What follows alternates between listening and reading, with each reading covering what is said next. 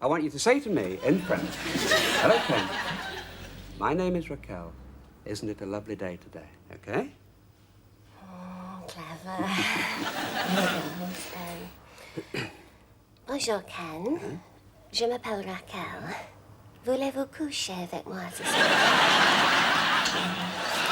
Ladies and gentlemen, Sarah Lancashire.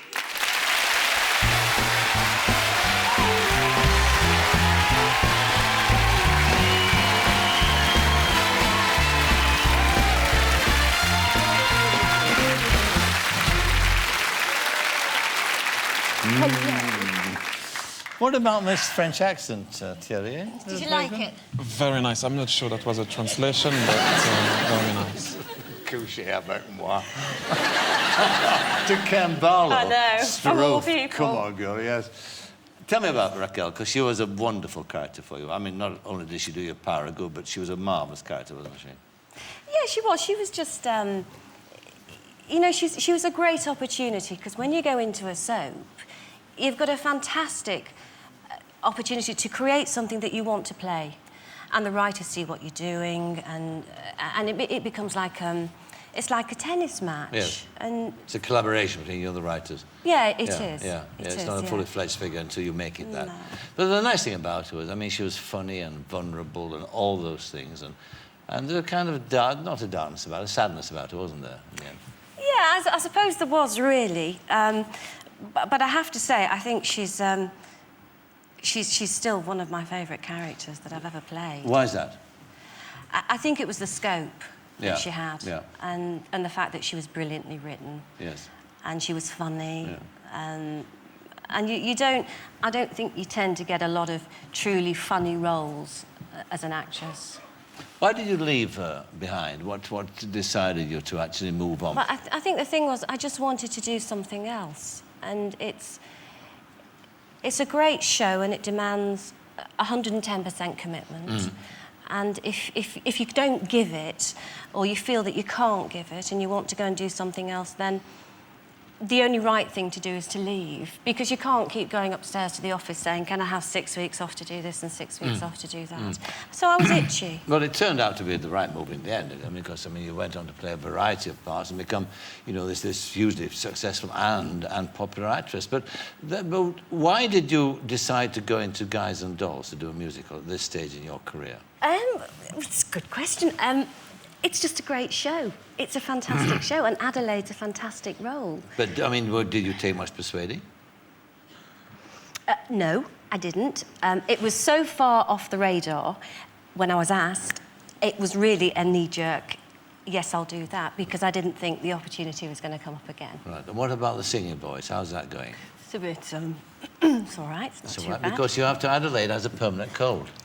She talks down her nostrils like that all the time. Yep. Yep. No, she's kind of, bugged up. Bugged up. And she has to sing bugged up. Yeah, she does, yeah. It's an art form. Go on. You could spray her wherever you figure the strap to cock I like. You could give her a shot for whatever she's got, but it just won't work. If she's tired of getting the fish eye from the hotel clerk, a poison. You develop a cold. A poison. A poison, yeah.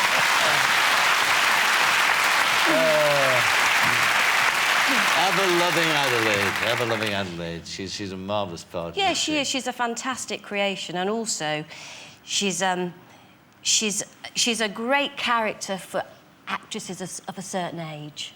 What about the dancing? Well, no. You see, I thought when I arrived for rehearsal that I was going to be like Sid Charisse. You've got long legs like Sid Charisse. And I am sort of Douglas Bader on ice, really. It's getting better, and I'm through the pain barrier. I think for the first sort of 2 weeks of rehearsal, I couldn't really walk afterwards. But it's getting there. She doesn't do an awful lot of dancing. She's mostly singing, really. That's right. Now, what about this business about you being an actress? I mean, your dad, I knew your dad. I knew your dad before you did, actually. I knew your dad before he married your mum.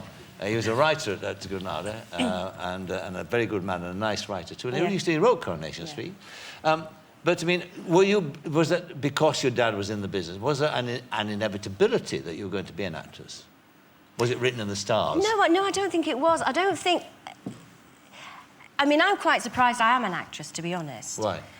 Because I never wanted to be an actress. I didn't grow up wanting to be an actor. And even when I went to drama school, I went because I wanted to see if I could be an actor. Yes. To see if there was... just assess the possibility of being an actor. Yes. But, you know, one thing that, that my dad used to do when he was writing, because he always worked from home in his study, and he would speak his lines as dialogue, and my mum would type them. Oh, right. So he'd perform them.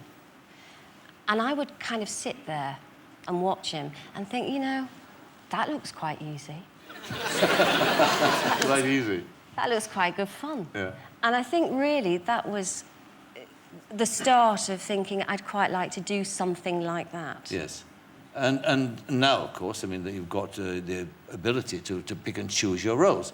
So how do you go about picking a role? You get offered an awful lot. What is it that you look for when you get that script? I suppose it's just, has it got a great character? Is it engaging? Is it a good story? Is it well written? You play strong women, don't you? So you look for that, obviously. I do. Maybe it's just that they're better written. I don't know. Oh, and of course... But it's not intentional. No. Well, throughout your career also, too, I mean, you've been very strict about no nudity. Yes. No sex scenes. Well, you know, within reason. What's that mean, within reason? Well, keep your clothes on. Oh, you keep clothes on. Sex is all right with your clothes on? Yeah. Well, difficult. No, I'm sorry. I wasn't going to ask you a question, Thierry. I wouldn't compromise you like that. Yeah. So, I mean, you were nice to do Sons and Lovers without taking your clothes off, I did. didn't you? I'm the only person I think who's done a D.H. Lawrence but without removing their clothes. But why is it then that you actually don't have... You sort of make this clear that you're not going to go down that road at all? I mean, why? The sex scenes particularly. No, I think it's a combination of a lot of things. I think very often it's not necessary. And very often it's the easy option. Yes. And it's much, much, much easier to write 2 pages of sex than 2 pages of dialogue. Yes. That's what you mean, I suppose. You can't have the two. You can't have dialogue and sex, then. Well, I suppose you can. Not very audible at times. But also, I don't think I feel comfortable with it. I've never really wanted to sort of get them off. No. All right, now listen, the other thing too about you as well, which I happen to know, is that you've actually juggled a career between a family and stage and telly. And that's a deliberate thing with you. You don't play the celebrity game, do you, the celebrity circuit? You don't get on that at all? No. Never have done, have you? No. You don't like it? I'm not very good at it. No. It's a cocktail party, small talk. No, I'm just not very good at it. And I think if you don't feel comfortable, then just don't do it. And celebrity's in a very different place these days, isn't it? So. It is, actually. It's a derogatory term almost. It is, and it shouldn't be. It's wrong. It should not be that, but you're absolutely right, but it is. Oh, no, you've got the first night coming up, of course. Yeah. Yes. I mean, and you've not been in the theatre now, about 13 years? 13 years. Yeah. So, I mean, I guess that there would be an element of first night nerves. Yeah, there is, but it's kind of healthy. I don't feel that I have to kind of run away from it. But everybody's nervous, aren't they? I mean, do you get nervous before you play football, Thierry? Not usually. Don't you? You don't? No. I mean, there's 80,000 people out there, you just... No, seriously, no, never. You don't? It happened to me once, once. Only once? The first game of the World Cup in '98. Well, why did that happen then? For any particular reason? Just because, no, it was the first game of the World Cup. I was 20 and, you know, playing in front of my family at home. Well. But then you said to yourself, I'm never going to be nervous again. No, I've never been before or after. It's just, I don't know. Once, I felt the pressure that day.